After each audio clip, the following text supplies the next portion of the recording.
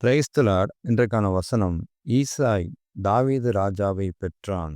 தாவீது ராஜா உரியாவின் மனைவியாய் இருந்தவளிடத்தில் சாலோமோனை பெற்றான்.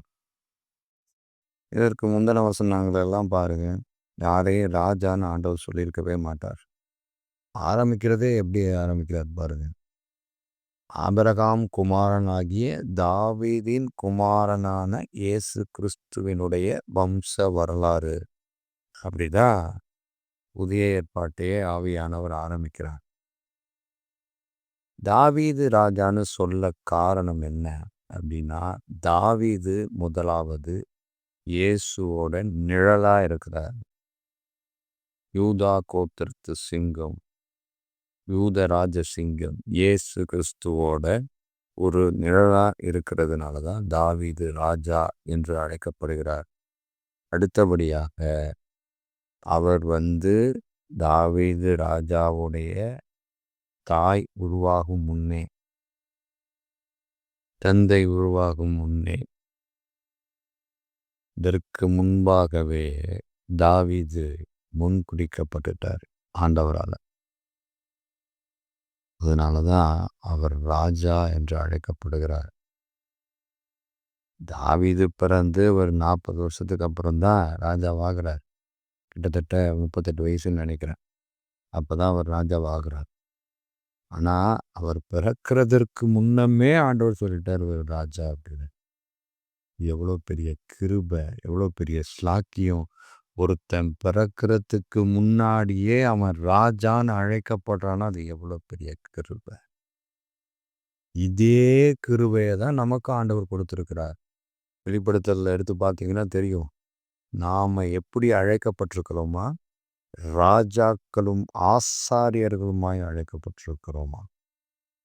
இன்னொன்று, இன்னைக்கு ஆண்டவருடைய பிள்ளைகள், ஆண்டவரோட உறவாடுகிறவர்கள், ஆண்டவர் பாதத்தில் அமர்ந்திருக்கிறவர்கள், ரட்சிப்பின் அனுபவத்தை பெற்றவர்கள், ஆண்டவரோடைய கூட பயணிக்கிறவர்கள், இவர்களெல்லாம் முன்குறிக்கப்பட்டவர்கள். அவர்கள் எல்லாம் முன்னாடியே தீர்மானிக்கப்பட்டவர்கள். பரலோகம் முன்னாடியே இதற்கான திட்டத்தை வகுத்து வைத்திருந்தது. இன்னைக்கு எத்தனையோ பேர் இருக்கிற இந்த உலகத்தில் தெரிந்து கொள்ளப்பட்ட அந்த சிலரை குறித்து பரலோகம் எப்போவோ முன்குறித்து வைத்திருக்கிறது. அது நமக்கு கிடைத்த மிகப்பெரிய ஸ்லாக்கியம், பாக்கியம். ஆனால் அப்படி முன்குறிக்கப்பட்ட தாவீது என்ன செய்தார்? பாவத்தில் விழுந்து போனார். இந்த பாவம் என்னன்னு உங்களுக்கு தெரியும், கிறிஸ்தவர்களுக்கு தெரியும், ஒரு சிலருக்கு தெரியாது. அதனால நான் அந்த வசனத்தை உங்களுக்கு சொல்கிறேன். ஒரு நாள் சாயங்காலத்தில் தாவீது தன் படுக்கையிலிருந்து எழுந்து அரண்மனை உப்பரைக்கையின் மேல் உலாத்தி கொண்டிருந்த போது, ஸ்நானம் பண்ணுகிற ஒரு ஸ்திரீயை உப்பரிக்கையின் மேலிருந்து கண்டான். அந்த ஸ்திரீ வெகு சௌந்தரவதியாய் இருந்தார். இங்கே தான் பிரச்சனை ஆரம்பிச்சது. இங்கே தான் பாவம் உள்ள நுழைஞ்சது. இங்கே தான் சாத்தான் செயல்பட ஆரம்பித்தான் தாவீதின் உள்ள. காரணம் என்ன? தாவீது யுத்தத்துக்கு போகாமல் படுத்து உறங்கியது. தாவீது உப்பரிக்கை மேல் உலாவுனது தப்பு இல்லை. ஆனால் பார்க்கக்கூடாத பார்த்தது மாத்திரமில்லை, இச்சித்தது. நியாய பிரமாணத்திற்கு விரோதமான செயலை அங்கே தாவீது செய்தது. அதோட விட்டாரா? விடலை. அப்பொழுது தாவீது அந்த ஸ்திரீ யாரென்று விசாரிக்க ஆள் அனுப்பினான். அவள் எலியாமின் குமாரத்தியும் ஏத்தியனான உரியாவின் மனைவியுமாகிய பத்சேபாள் என்றார்கள். அப்பொழுது தாவீது ஆள் அனுப்பி அவளை அழைத்து வர சொன்னான். அவள் அவனிடத்தில் வந்தபோது அவனோடே சயனித்தான். பிற்பாடு அவள் தன் தீட்டு நீங்கும்படி சுத்திகரித்து கொண்டு தன் வீட்டுக்கு போனார். பார்த்ததோட விடல, வீட்டுக்கு கூப்பிட்டு பாவத்தை செய்து அனுப்பிவிட்டான். இது ஆண்டவர் பார்வையில மிகப்பெரிய கோபத்தை உண்டு பண்ணுச்சு. அந்த கோபத்தின் வெளிப்பாடு தான் அடுத்த வசனம் நம்ம பார்க்க போறது.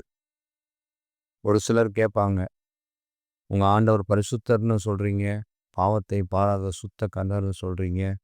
தாவீது பத்சேபாள்கிட்ட பாவம் பண்ணி பிறந்த சாலமோன் வம்சத்திலே உங்க ஆண்டவர் வரணும் அப்படின்னு. அவர் ஏன் வந்தார் அப்படிங்கிறத நம்ம முதல்ல பார்ப்போம். அவர் பாவத்தை ஏற்றுக்கொள்கிறவர் அல்ல. இந்த வசனத்துல பாருங்க, கர்த்தருடைய பார்வைக்கு பொல்லாப்பான இந்த காரியத்தை செய்து அவருடைய வார்த்தையை நீ அசட்டை பண்ணினது என்ன?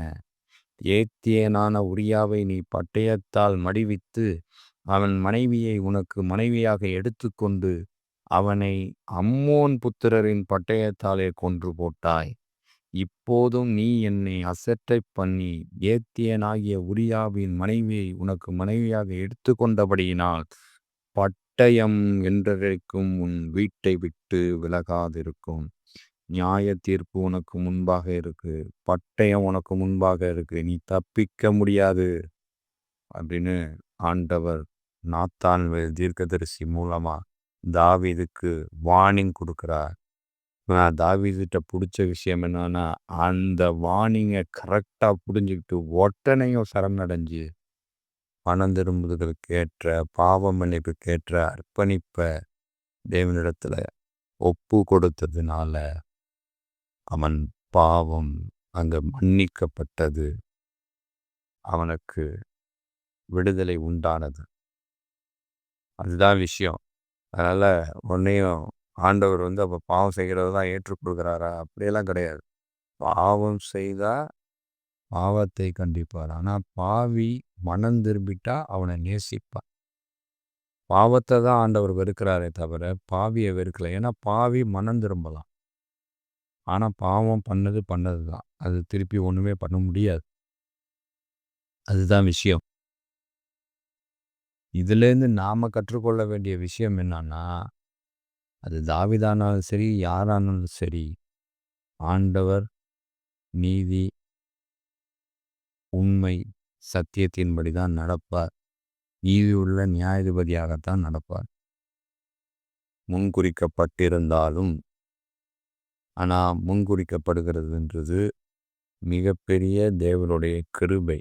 இன்னைக்கு நாம் ஆண்டவருடைய பிள்ளைகள் என்று மாத்தட்டி கொண்டிருக்கிறோம்னா அது அவருடைய மிகப்பெரிய கிருபை. வேற ஒன்றுமே கிடையாது.